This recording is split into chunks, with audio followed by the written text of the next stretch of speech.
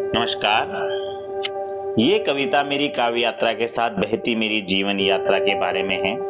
इसका शीर्षक है मेरी कविताएं मेरी जीवन यात्रा है। मेरी कविताओं में बसी मेरी जीवन यात्रा की हर आह है, हर वाह है। मेरी कविताएं मेरी जीवन यात्रा के हर मोड़, हर पड़ाव की गवाह है।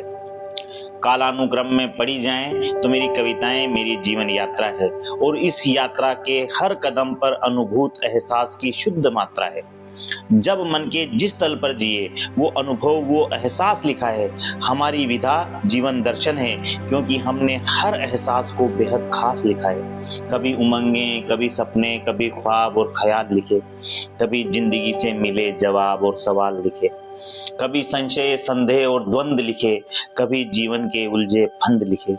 प्रेम से परिचित हुए तो प्रेम के संयोग में संयोग, श्रृंगार, हर्षोल्लास लिखा। जब प्रेम में वियोग हुआ तो विरह, वेदना और विषाद लिखा।